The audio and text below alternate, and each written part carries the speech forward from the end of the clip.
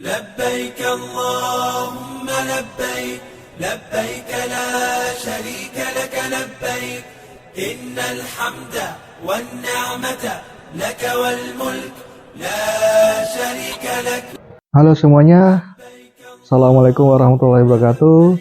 Selamat datang lagi di vlog saya. Di episode kali ini saya mau cerita tentang salah satu momen paling penting dalam rangkaian ibadah haji, yaitu wukuf di Arafah.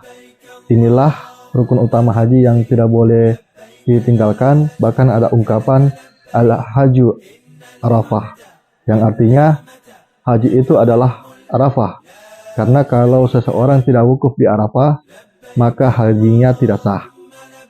Jadi saya ajak teman-teman, Bapak Ibu semua menyelami bagaimana suasana dan prosesnya dari mulai berangkat dari Mekah, tiba di Padang Arafah, hingga bermalam di Musdalifah setelah maghrib. Bismillah.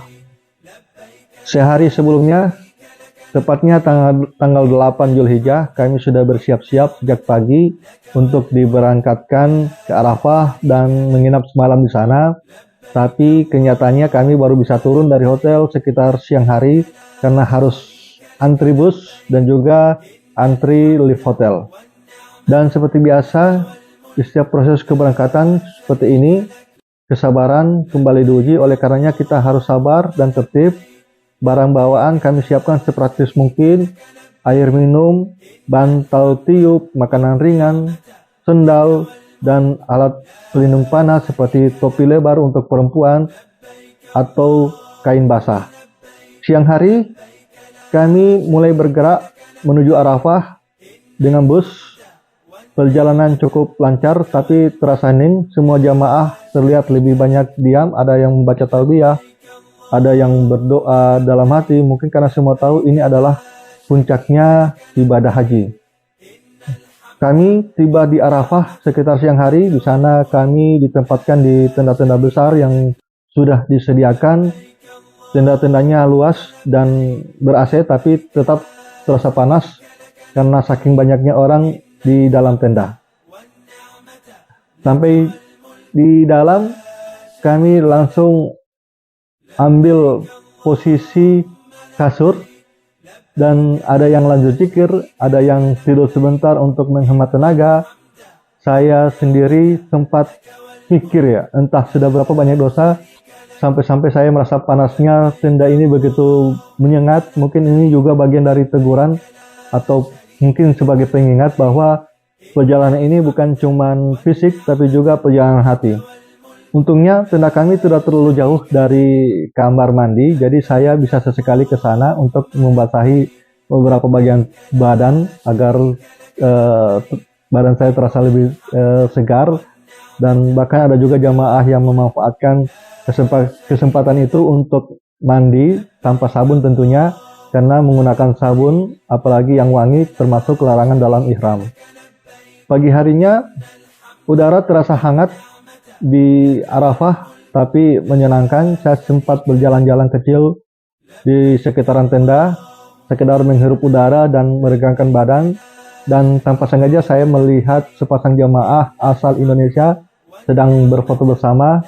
Sang suami terlihat mengenakan topi yang menutupi kepala, padahal dia masih dalam keadaan ihram. Saya pun dengan sopan menghampiri dan mengingatkan bahwa menutup kepala bagi pria termasuk dalam larangan ihram. Untungnya mereka menerima dengan baik dan si bapak langsung melepas topinya sambil tersenyum. Sekembalinya saya ke tenda, saya sempat membuka catatan doa-doa yang sudah saya tulis dari rumah. Dan momen ini memang sangat tepat untuk banyak-banyak berdoa, merenung, dan memohon ampunan kepada Allah. Waktu zuhur dan asar di jamak tadim dengan satu azan dan dua kamah. Imamnya dari petugas haji. Setelah itu dilanjutkan dengan khutbah wukuf. Semua jamaah menyimak dengan khusyuk. Suasana di dalam tenda terasa syahdu. Ada tangis pelan dari beberapa jamaah. Banyak dari kami menangis dalam doa. Rasanya seperti benar-benar sedang berhadapan langsung dengan Allah, menyampaikan semua keluh kesah, harapan, dan mungkin juga penyesalan. Setelah matahari mulai condong ke barat menjelang maghrib, kami bersiap meninggalkan Arafah menuju Musdalifah, tapi kami tidak langsung jalan.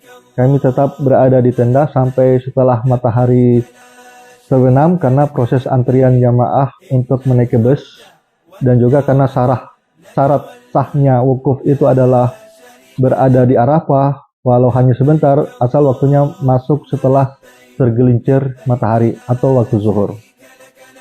Insya Allah di episode selanjutnya saya akan cerita tentang bermalam di Musdalifah dan bagaimana perjuangan para jamaah saat antri bus menuju Mina. Di 2003 di sana kesabaran benar-benar diuji. Kami sempat merasa seperti terlantar di Musdalifah sampai menjelang siang hari. Tentunya matahari sangat terik. Dan sebelum akhirnya kita bisa berangkat, termasuk juga persiapan untuk lontar jumroh yang menanti di hari-hari berikutnya. Kalau cerita ini bermanfaat, jangan lupa share, dan kalau ada pertanyaan atau mungkin pengalaman serupa, tulis aja di kolom komentar. Sampai ketemu di vlog berikutnya. Wassalamualaikum warahmatullahi wabarakatuh.